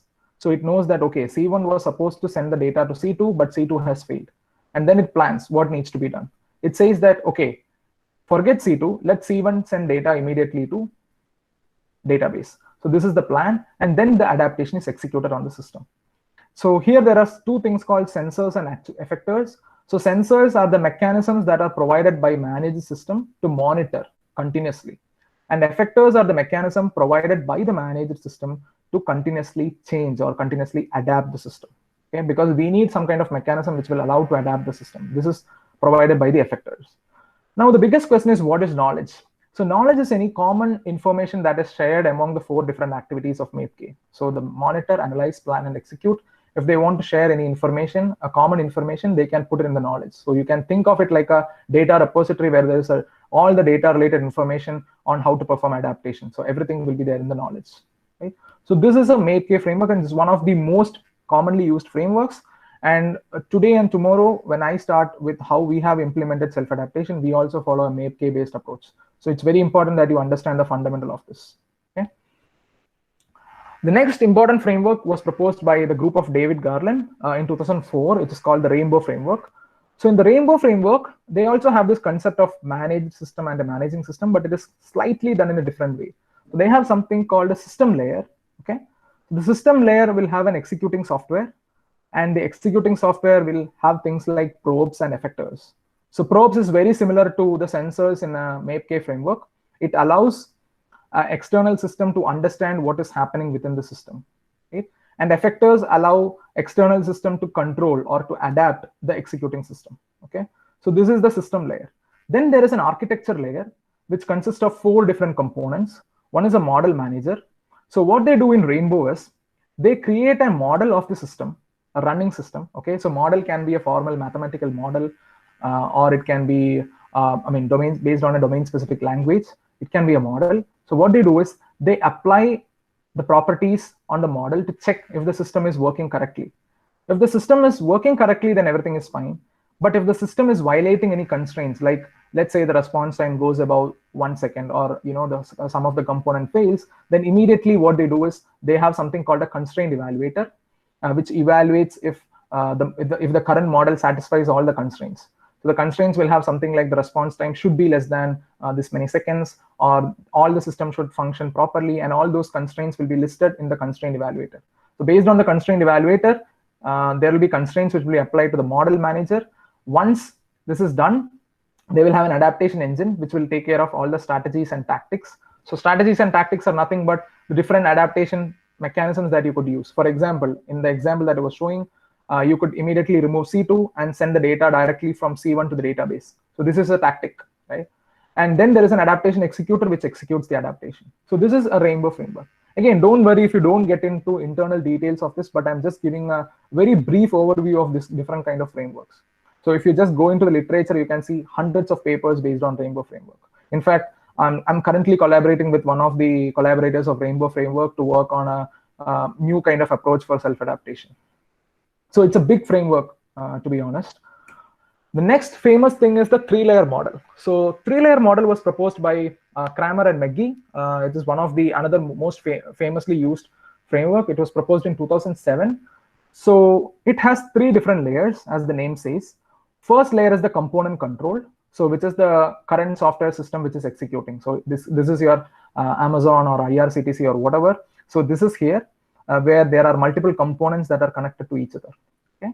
Then there is something called a change management layer. So what the change management layer does is it will have multiple adaptation plans. So if something fails, do this. If something fails, do this. So all these things will be there in the change management. Okay. So there is something called P1, P2 or different plans that can be done if there is some kind of a problem in the system. The third layer is something called goal management, okay? Because these plans are based on some goals. For example, let us say that in the previous, again, going back to the previous example, let us say that the component C2 failed, right? So the plan then I had is, if the C2 fails, then immediately send data directly from C1 to database. So this can be one of the plan. Then another plan can be, if C2 fails, make a copy of C2 and bring in a new component and let C1 send the data to that new component. So that can be another plan. Similarly, you can have multiple plans. So whenever something happens here, one of the plan will be used. But this plan is based on some certain goals, right? So the goals can be that if it is a failure, then you have a certain set of plans. If it is related to response time, then you will have different set of plans. So for each goal that you have in the system, there will be multiple plans. So based on the goals, you can have different plans. And based on some issue, you can apply a plan to adapt the system. So this is a 3-layer model. So there is a component control, there is a change management, and then there is a goal management. Okay, so these are the 3 different layers. Okay, so that pretty much sums up the different frameworks or the different popular frameworks. There are also other frameworks like forms, reference model, but I'm not going into details of it. All you need to know for now is the MAPK framework, which I think is clear to most of you. There is a manage system and there is a managing system. And there are 4 different activities that the managing system performs to ensure that it can adapt the underlying software. Okay. Okay, so then there are 2 types of self-adaptation. One is reactive adaptation and then is a proactive adaptation. So reactive adaptation is an adaptation which is applied when something happens, right? So for example, when this component fails, immediately do something. So this is called reactive adaptation. So even human beings, most of the time, we are also reactive in nature, but we also have a proactive ability, right? We sometimes see that, okay, the weather outside is not looking good. Maybe I should carry an umbrella with me, right? Reactive, on the other hand, is like, okay, it is raining. Maybe I should do something currently now. So reactive is most about reacting to the situation that happens then and there. Proactive is more about foreseeing that something is going to happen and then perform an adaptation. Okay, so for proactive is where you could think of using supervised machine learning techniques, where you can predict that there is going to be some kind of a problem and you can perform adaptation. Reactive is more like whenever something happens, you do something. So it is more like a rule-based approach, right? So that's why I have set an example here. When a component fails, an adaptation is triggered, or when some quality of service is not satisfied, perform some kind of an adaptation. This is called a reactive adaptation. You react to situations. Whereas proactive is forcing any possible goal violation and perform adaptation. For example, you can predict that there is going to be a failure and apply some kind of an adaptation so that the system does not even encounter the failure. Okay? So these are the two different types of adaptation that we have in the literature. So what I'm going to show over the next days is how we can leverage machine learning techniques to perform proactive adaptation, and how we can use machine learning techniques also to perform a little bit of reactive adaptation. So you are going to see both types of it tomorrow. Okay? So what exists today in self-adaptation is mostly reactive adaptation process. So what happens is when the system is running, so this is the activity diagram of the managing system, right? So the managing system continuously collects the execution data, it analyzes the data, it checks if there is any goal violation. If there is any goal violation, it identifies an adaptation plan and it executes the adaptation. If there is no goal violation, it just again keeps continuously collecting the data. The data can be the data of the response time, the data of how much request the system is currently processing, all the metric related information, right? So all this data will be collected by the managing system. So the data here does not mean the data of the users or anything, okay? The data here means the data of the system, the metrics, the performance data, the network latency, all those data. That is what I mean here by data. So when I say collect execution data, it is all about the metrics, the execution metrics of the system, and not the user related data or the application data, okay? So that is the data here. So the current adaptation processes are reactive in nature, okay? But this means there are a lot of challenges in self-adaptation. The first and foremost challenge is the reactive nature of adaptation. As I said, most of the existing solutions in literature are reactive in nature. Why they are reactive in nature is because generating proactive forecast with good accuracy is a big challenge. Even if you use advanced machine learning techniques, in order to predict the failure of a system is a big challenge. It's a very hard problem to solve. Or to predict that something is going to happen is a challenge. So how do you handle this? Then the second important challenge is system adapts, but the system does not learn, right? So what I mean by adaptation and learning here, because I'm introducing a new term, it's just learning here. Because adaptation is more an instantaneous process, right? So whenever something happens, there is an adaptation. But learning is what? Learning is more like an improvement with adaptation. Think of ourselves, right? We go into a situation, we adapt to the situation. But if we go into the situation again in future, we already would have gained the knowledge of what happened previously. Because human beings have the ability to learn from situations. We adapt and we learn. So then the question is, why can't the system learn with every adaptation? And this was the fundamental question that I have tried to address in my PhD thesis, where I said, okay, the systems adapt, but what if the systems could learn? What if the software architectures could autonomously learn along with every adaptation? Okay? So this is called adaptation through achieving, and it was not much explored in the literature since we started this PhD work. So this was the basic crux where I started, okay, what if the systems could learn? What if we could make the software architecture to learn with every adaptation performed? And what if we could move from self-adaptation to self-learning? Okay? And that is where the most important concept comes in of machine learning. How could you use machine learning to ensure that the systems can learn with every adaptation? Right? So that's where we have machine learning into the picture. Okay, so when I say machine learning, the first thing that comes to the mind is don't fear super intelligent AI. This is a great talk that was given by Grady Bush. He's one of the famous scientists in the Silicon Valley, or he's one of the famous computer scientists, and he works as a consultant architect, if I'm not wrong, in IBM, and he gives some wonderful insights into what AI can do. And if you want to know more about it, you can go to this link of TED, and you can see that is a wonderful talk on don't fear super intelligent AI. What he says is interesting. He says that we sometimes, overhype things. We say that, okay, in future, all the humans will be replaced by AI. Okay, fine, but AI is not going to be that intelligent, okay? AI cannot do so many things. Of course, AI can do many things, but not so many things. So you don't have to be fearful of a super intelligent AI system. That's what he says. But there is also this funny thing, right? So in 2009, you could see people going with a helicopter and a camera and shooting video footages. But in 2019, it's not the case. You have this kind of quadcopters. You can just have a camera within them. You can have drones, and you could just put a camera there, and that's it. You just need a person who controls it from with a remote. So in just 10 years, the cameraman and the pilot of the helicopter both lost their jobs. So what we want to say here is upgrade yourself, because every day this is the challenge that we face in academia, right? We have to constantly upgrade ourselves to new technologies, to new kind of topics, so that we are updated with ourselves. Okay, so when we hear machine learning over the years, what has happened? So in 1943, Warren McCulloch and Walter Pitts came up with this MCP model, which is the McCulloch and Pitts model, and that is the first known neural network model. It's a very simple neural network that was proposed in 1943. In 1950, Alan Turing came up with this Turing test, where he said that if something passes in the Turing test, then it is solvable, right? Then in 1952, computer learns checkers game, and this was proposed, a rule-based AI thing that was done by Arthur Samuel. And in 1958, we had perceptron, which came up with this idea that you could have something called a bias in a neural network. In 1959, Adeline came up. In 1997, IBM Deep Blue, which was able to defeat a chess champion with the help of AI. From 2000 till now, there has been Google Brain, DeepFace, AlphaGo, different types of breakthroughs in machine learning, and machine learning has really advanced over the years, right? But when I say machine learning, the question that comes is, what are the different definitions that you have? Because machine learning can have multiple definitions. And some of the three key definitions is something I've picked up. One is, Arthur Samuel says that it is an ability with which any computing devices can perform an action or a task without being explicitly programmed. This is one of the beautiful definitions, right?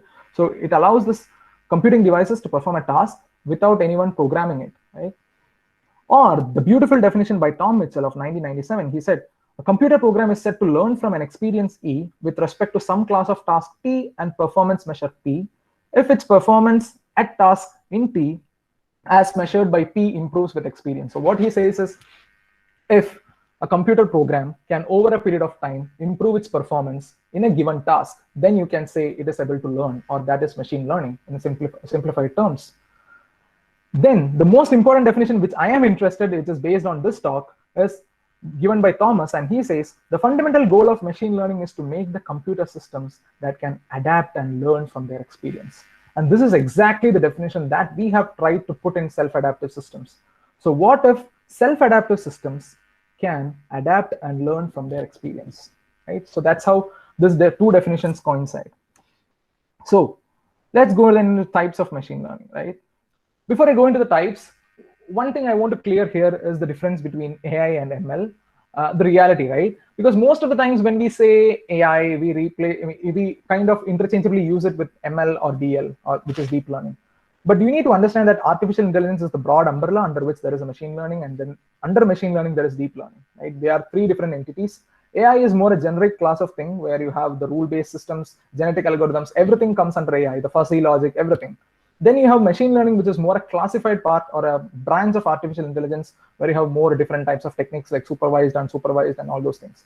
Then inside machine learning, for each technique, you can have multiple, you can build neural networks, and then that goes into the deep learning. So this is the hierarchy. So I'm just setting it up right. So the types of machine learning, you might all know. I'm just going to brief through it. Supervised learning, which we all know, is given a data set with inputs and outputs, infer the mapping. So just to give a simple example, let's say that your teacher gives a set of questions and answers to the student, right? The student learns all the questions and all the answers. And when a new question comes, the student tries to understand, based on all the answers that he knows, how to answer the new question. So this is supervised learning. The teacher clearly gives all the questions and all the answers. Unsupervised learning is given a data set, infer the relationship among the data. So here, the teacher just gives the answers to the student, right? He or she does not give any kind of questions. The student just gets some set of answers. Now, what the student does is it tries to understand what is the difference between the different answer and how we can give this kind of answers to different questions. So when a new question comes, the students understand the relationship between the answers and gives the answer according to the question. This is unsupervised learning.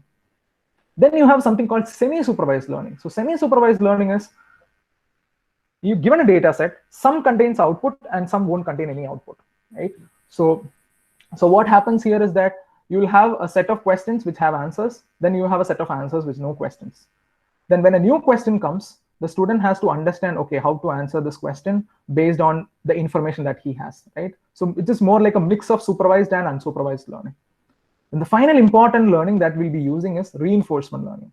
So here, the student does not have any knowledge. So the system does not have any knowledge. What the student does is, the teacher will ask the question, the student will give some random answer, and the teacher will just say if it is correct or not correct. Then the student will, if it is correct, the student will be happy. If it is not correct, the student will again come up with a new answer. And this process keeps continuing unless and until the student learns. So this is called reinforcement learning, where the system won't have any knowledge of the environment or anything. It just does something, gets a response, and based on the response, it learns. Okay. So we'll go into specific aspects of reinforcement learning and supervised learning tomorrow, but I'm just giving a brief sketch today. Okay.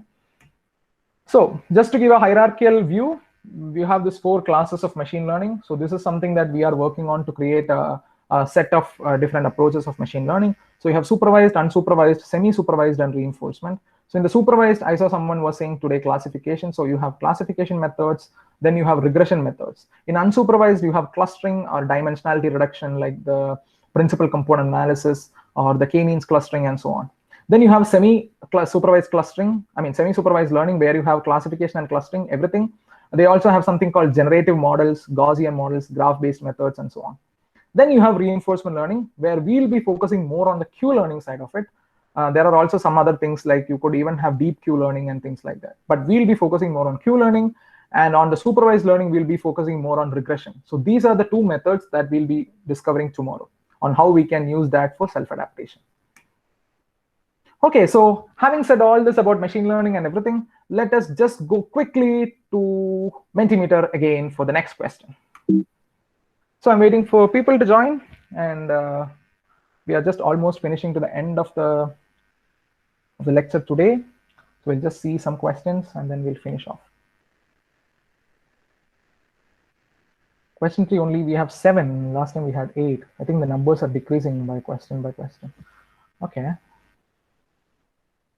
Do we have more people joining in, or okay, 8, that's great. 9, great. 10.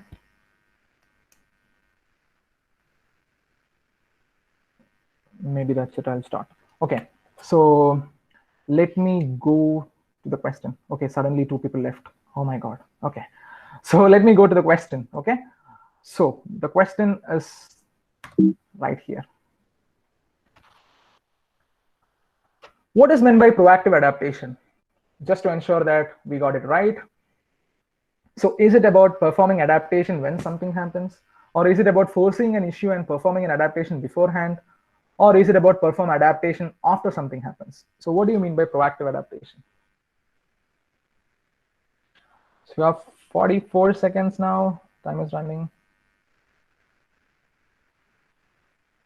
I see 5 people have answered. There are 4 more who are supposed to answer. Come on, guys. Oh. Okay.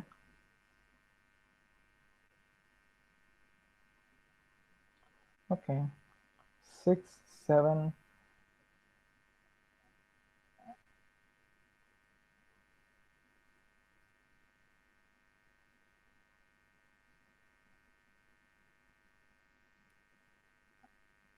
Five, 4, 3, 2, and 1. Okay, that's great.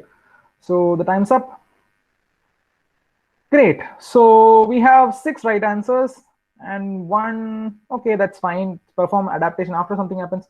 Okay, so perform adaptation after something happens is not really an adaptation itself. So because perform adaptation when something happens is reactive adaptation. Foresee an issue and perform adaptation beforehand is a proactive adaptation, right? So this is the right answer. So thank you all for this wonderful right answers. So we'll just quickly go to the next slide, which is the research premise, right? So far I've been talking about 2 things. I've been talking about software architecture. So if you see any software system, it is based on a software architecture. Now, every software system generates tremendous amount of data. Data, what I mean is the execution data, also the application data, but we are more interested in the execution data, which relates to the log data, right? The response time, the throughput of the system, and things like that. Now, then there is other side, you have machine learning, which is a type of artificial intelligence. And machine learning thrives on data, okay, because it needs data to perform something. So this means we can broaden this and bring it into one big research problem, which is software architecture and artificial intelligence. I'm sorry, one big research topic, which is software architecture and artificial intelligence. So on one side, you have architecting principles, and on the other side, you have AI techniques. This brings into a topic of SA and AI. And then we can divide it into two parts. One is using artificial intelligence for better architecting softwares. And another is coming up with software architectures for AI-based systems. Okay. So in this talk, I'm going to speak more about how you can use AI techniques to perform self-adaptation using the data. So that's why the topic is called data-driven adaptation. Right. You also have SA for AI. So this is a new work that we just got it published on how or what are the types of software architecture challenges that we have for AI-based systems. So this is something that we are working on, but now I'm going to talk more about AI for SA. When I say AI for SA, what kind of system am I talking about? I'm talking about more about IoT systems, okay? Just few more slides and we are done for the day. So the thing that we are going to look from now is how you can use self-adaptive architecting using machine learning for IoT-based systems. And there is a reason why we selected IoT system as a class of software systems for this particular study. Okay, there are many class of software systems, right? Cyber physical systems, you have microservice-based systems and so on. But we selected IoT systems. The primary reason is this. If you see the world of Internet of Things, each second 127 new devices are connected to the internet as per the 2019 survey. I'm sure that it is more now. So you have essentially billions of devices that are connected to the internet, even from your smart brushes to the cameras, to the smartphones, to fridges, to cars, and so on. Okay. And if you see any typical IoT software, the architecture looks like this. You have a set of IoT devices. The devices can be sensors or tags or actuators. These send the data through gateways. And once you have the data in the gateways will forward the data to the cloud. So in the cloud, there will be different types of algorithms that perform some kind of analysis on the data and kind of generate some visualization, and will be then pushed to your mobile or tablet or your laptop applications, right? So this is a general architecture of any IoT system, any general architecture. So this was given by given in the IEEE software with the title of A Roadmap to Programmable World, and they talk about what should be a generic software architecture for an IoT system. Okay? So although this looks pretty simple and straightforward, there are a lot of challenges in architecting an IoT system, and that is essentially the reason why I'm going to talk about how self-adaptation or why self-adaptation is important, especially for IoT-based systems. So the challenges in architecting relates to this. First is the heterogeneity. So in any IoT system, you have different types of components in an IoT ecosystem. You have sensors, you have actuators, and you have different types of sensors. And each sensor are manufactured by probably by different vendors, and they have their own challenges and their own technologies that needs to be known. Then ensuring quality of service is very hard because you can have packet loss. The sensors might be battery powered and they might consume more energy, and they might not respond in time. So all these are there. Then there is an interoperability challenges because each device in an IoT system might communicate with different protocols. Some devices might use something called MQTT, some might communicate through HTTP, some might communicate through Modbus, and so on. So these are some of the challenges. In fact, what was said by Cisco is that 75% of self-initiated IoT projects from the companies were considered as a failure. Okay, so this is a big reason, and it's a big concern. So this was mainly because, and when they dig in the reason was because they lacked proper software architecting practices. So this resulted in failure. So how can you improve it? And the main challenge is when your architecture is not good, is it affects the quality of services. As I said, devices might run out of battery due to resource constraints. So it is predicted that IoT systems are going to occupy or going to contribute to 21% of world's electricity by 2030. Then the IoT systems, because they are small, minute devices, they communicate with each other very frequently or with the central system. They generate tremendous amount of data traffic in the network. And it is now the studies are saying that this is affecting the global carbon footprint. So how can you overcome these challenges? And how can you create an IoT system such that it can overcome these challenges in runtime, handle all the uncertainties, and autonomously adapt with the help of machine learning techniques. So if I want to say about the overall goal, it's like this.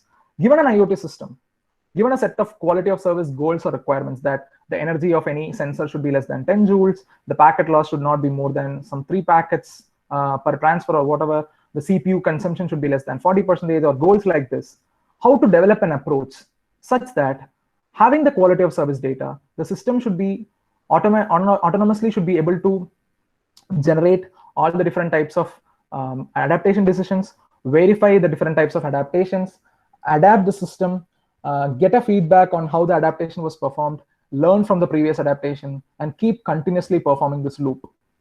How can you develop an approach in such a way that the system can autonomously do all these things and ensures that it always satisfies this set of quality of service goals? So this is going to be the overall goal that we are going to look into. And this can be broken down into 4 different research questions. And tomorrow we'll see answers to each of the research questions. The first question is how to perform effective and efficient proactive adaptation using machine learning techniques.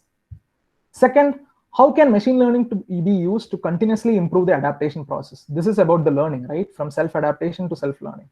Now, machine learning itself can be bound to errors or bound to accuracy issues. So how to guarantee the quality of the adaptation performed by a machine learning process, and how can such guarantees in turn help the machine learning process? So it is about how to ensure that machine learning always gives the right decision. Because you can easily say, okay, Karthik, you are saying so much that, okay, machine learning can be used, but what if machine learning produces a wrong decision? Because machine learning is bound to accuracy issues. So how do you counter that? So that is RQ3. The final is how this approach that we have developed for IoT system can be applied to other class of software systems, okay?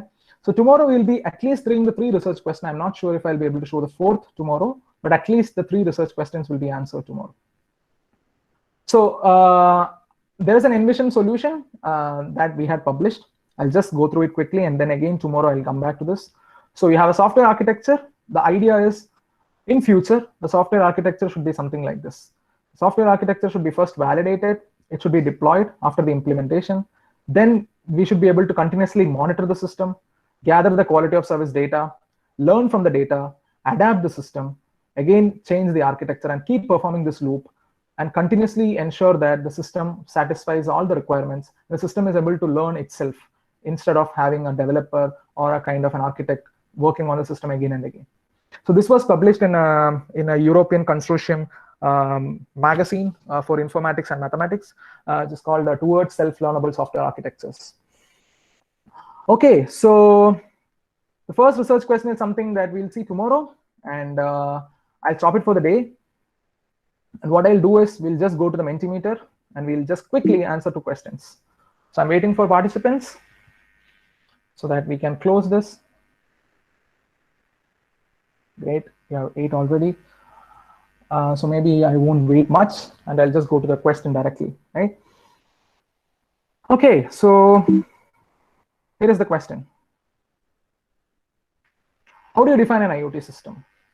And it's pretty simple, right? So I didn't say the definition intentionally, but just to figure it out. So first answer is it collection of software, hardware, network, and space element? Is it a set of hardware units with internet capability? Is it software, embedded in hardware units in space with internet connectivity? So what do you think is the answer for this question?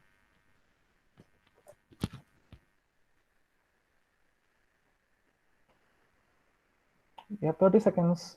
I think we are on time. We have still 6 minutes left. So take your time. We have 26 seconds.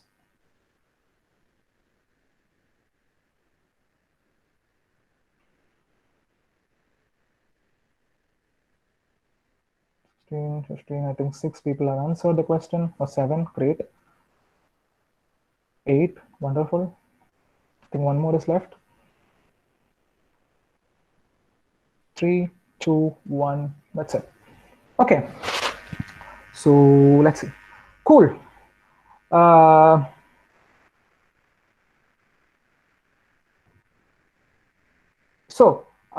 mean, of course. So the idea is, yes, how do you define an IoT system? Actually, I'm sorry, this is a mistake from my side. The answer is ideally software embedded in hardware units in space with internet connectivity. So the answer is the third one, not the first one. So It's actually software. It's not just a collection of software, hardware, network, and space. It is actually software which is embedded in hardware units in a space with internet connectivity, right? So that is what you define an IoT system, or that is how you define an IoT system. Okay, so because you need to understand that that's why I said it's very complex, because it's a hardware unit and it has a software, and it is going to be deployed in some kind of random environment. And where someone, for example, a sensor can just fail because it does not have enough electricity, or someone can just, if there is a camera, someone can just hit the camera and the camera can break down. So this is why designing IoT system is really hard, right? So that the correct answer is, again, sorry for my mistake, it's software embedded in hardware units in space with internet connectivity. Okay. So the last thing is just a quick feedback. I think you can keep giving this answer. In the meanwhile, I'll just close the session. So the question is this: what is your takeaway from day one? You can just describe it in few lines. You have 2 minutes to answer this. I'll just parallelly go back to my slide. So that's it for the day. So today, just to recap, we saw about what do we mean by what is the research context. We saw what is software architecture, what is the relevance of software architecture. We saw what is self-adaptation and how it is important for a software architecture. We saw how machine learning can be applied to self-adaptation, or in some sense, we saw what is the basic overview of machine learning techniques. And tomorrow we'll look into more details on where machine learning can be applied. We understood what are the challenges in self-adaptation.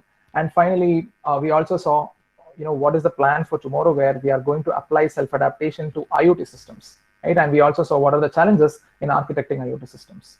And we have finally discussed our 4 different research questions.